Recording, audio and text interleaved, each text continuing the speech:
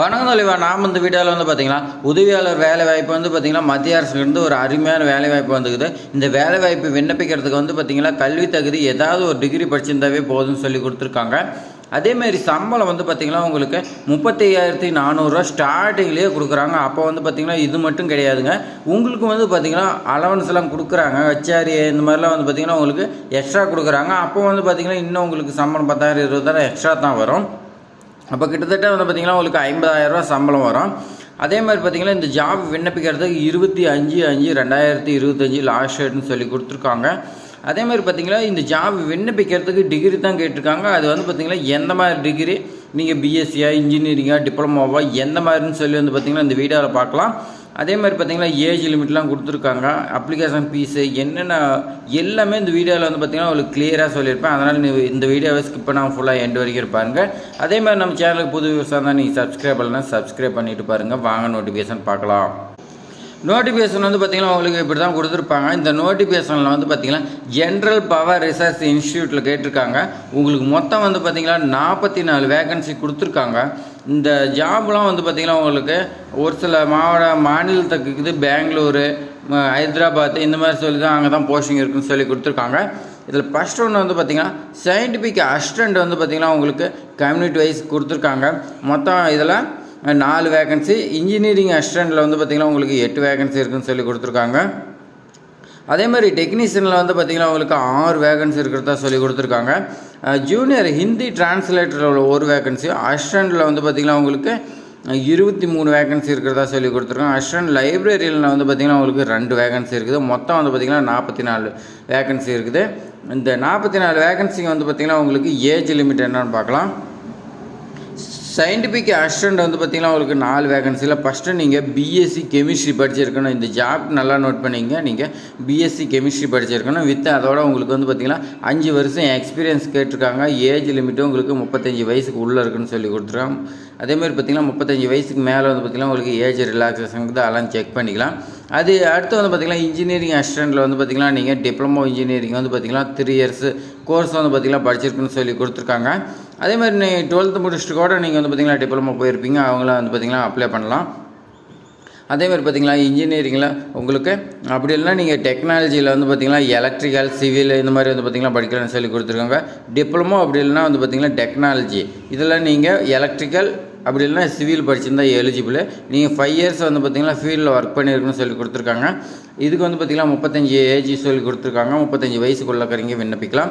Technician grade 1 வந்து பார்த்திங்கன்னா உங்களுக்கு ஐடிஐயில் நீங்கள் வந்து பார்த்திங்கன்னா எலக்ட்ரிக்கல் படிச்சிருந்தீங்களா உங்களுக்கு எலிஜிபிள்னு சொல்லி கொடுத்துருக்காங்க.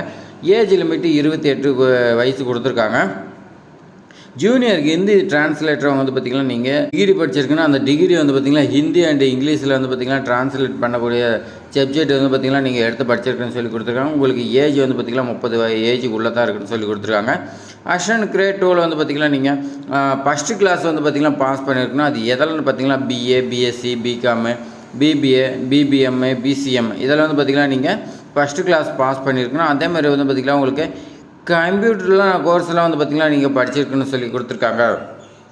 அது கிரேட் பியில் வந்து பார்த்திங்கன்னா உங்களுக்கு கம்ப்யூட்டர் கோர்ஸ் படிச்சிருக்குன்னு சொல்லி கொடுத்துருக்காங்க. இதுக்கு ஏஜ் லிமிட் வந்து பார்த்திங்கன்னா உங்களுக்கு 30 வயசுக்குள்ளக்கிறீங்க விண்ணப்பிக்கலாம்னு சொல்லி கொடுத்துருக்காங்க.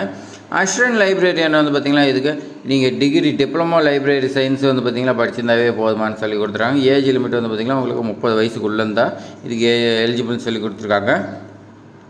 அதேமாதிரி பார்த்திங்கன்னா 25/5/2025 இப்படி வந்து பார்த்திங்கன்னா உங்களுக்கு ஏஜ் கால்குலேட் பண்ணி ஏஜ் ரிலாக்ஸேஷன்லாம் கொடுக்குறதா சொல்லி கொடுத்துருக்காங்க. சம்பளம் வந்து பார்த்திங்கன்னா உங்களுக்கு 35,400 1,12,400 வரைக்கும் சம்பளம் இருக்குதுன்னு சொல்லி கொடுத்துருக்காங்க. உங்களுக்கு செலெக்ஷன் ப்ராசஸ் வந்து பார்த்திங்கன்னா உங்களுக்கு எக்ஸாமினேஷன் இருக்குன்னு சொல்லி கொடுத்துருக்காங்க. சிபிடி முறையில் வந்து பார்த்திங்கன்னா எக்ஸாமினேஷன் இருக்கும். அதே மாதிரி பார்த்திங்கன்னா உங்களுடைய ப்ராக்டிக்கல் ஸ்கில் டெஸ்ட்டு வந்து பார்த்திங்கன்னா பண்ணுவாங்கன்னு சொல்லி கொடுத்துருக்காங்க. நீங்கள் படிக்கக்கூடிய சப்ஜெக்டில் வந்து பார்த்திங்கன்னா உங்களை ஸ்கில்லை பிடிக்குன்னு சொல்லி வந்து பார்த்திங்கன்னா டெஸ்ட் பண்ணுறது சொல்லி கொடுத்துருக்காங்க. அதே மாதிரி இன்ஜினியரிங் அசிஸ்டண்ட் வந்து பார்த்திங்கன்னா உங்களுக்கு இதுக்கும் சேம் சேலரி 35,400 1,12,400 வரைக்கும் இருக்குன்னு சொல்லி கொடுத்துருக்காங்க.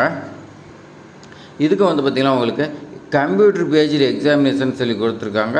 அதேமாதிரி பார்த்திங்கன்னா உங்களுக்கு குவாலிஃபைட் ட்ரேட் டெஸ்ட்னு சொல்லி கொடுக்குறாங்க. உங்களோட ஸ்கில் இந்த மாதிரி டெஸ்ட் பண்ணாங்க. டெக்னீஷியன் கிரேட் 1 வந்து பார்த்திங்கன்னா உங்களுக்கு 19,900 63,200 வரைக்கும் சம்பளம் இருக்குன்னு சொல்லி கொடுத்துருக்காங்க. இதுக்கு வந்து பார்த்திங்கன்னா நீங்கள் எக்ஸாம் வச்சு தான் எடுக்கிறாங்க. குவாலிஃபைட் ட்ரேட் டெஸ்ட் வந்து பார்த்திங்கன்னா உங்களுக்கு இருக்குன்னு சொல்லி கொடுத்துருக்காங்க. அடுத்து வந்து பார்த்திங்கன்னா ஹிந்தி டிரான்ஸ்லேட்டருக்கு உங்களுக்கு 35,400லேருந்து 1,12,400 வரைக்கும் இருக்கும்.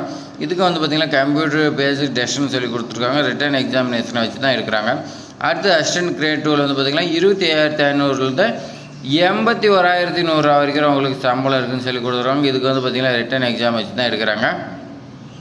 அதே மாதிரி பார்த்திங்கன்னா அசிஸ்டன்ட் லைப்ரரியனுக்கும் உங்களுக்கு சேம் சேலரி தான் 25,500லேருந்து 81,100 வரைக்கும் சம்பளம் இருக்கும். இதுக்கு வந்து பார்த்திங்கன்னா ரிட்டன் எக்ஸாமினேஷன் வைக்கிறதா சொல்லி கொடுத்துருக்காங்க.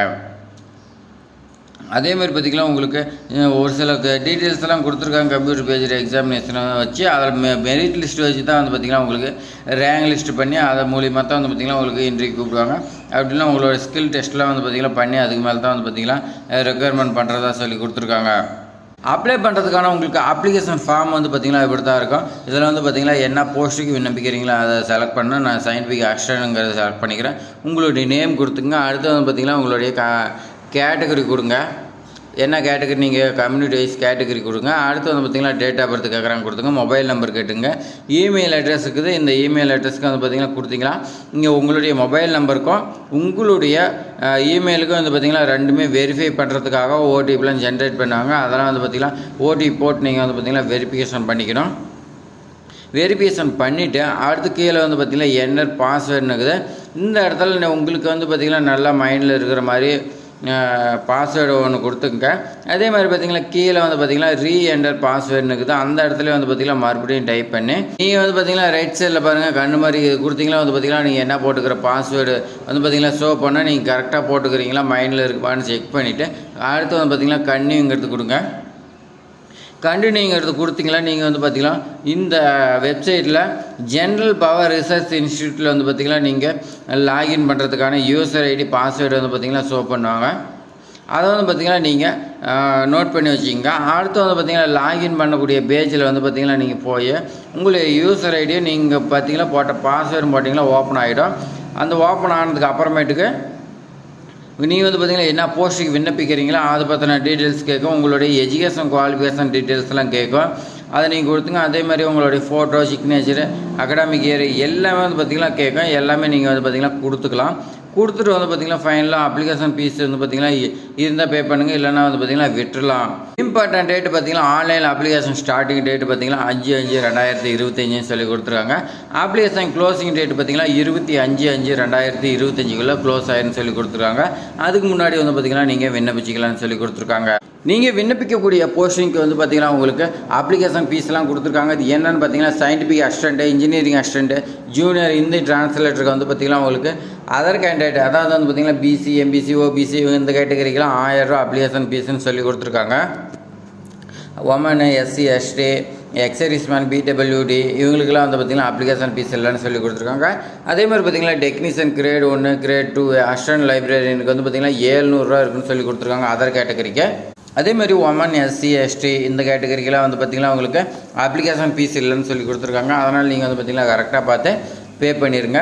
அப்ளிகேஷன் இல்லைன்னா வந்து பார்த்திங்கன்னா நீங்கள் கரெக்டாக சப்மிட் பண்ணி அப்ளிகேஷன் வந்து பார்த்திங்கன்னா பிரிண்ட் எடுத்து வச்சிங்க. அதை வச்சு தான் நம்ம வந்து பார்த்திங்கன்னா ஆல் டிக்கெட்டு எல்லாமே வந்து பார்த்திங்கன்னா அந்த நம்பரை வச்சு தான் எடுக்க முடியும். நம்ம சேனலில் இது மாதிரி பயனுள்ள தகவல் வந்து பார்த்திங்கன்னா உங்களுக்கு தொடர்ந்து கொண்டு வந்து கொடுத்துக்கிட்டே இருக்கேன். ஆனால் நீங்கள் வந்து பார்த்திங்கன்னா நமக்கு சப்ஸ்கிரைப் பண்ணி ஆதரவு கொடுக்க மாட்டேங்கிறீங்க.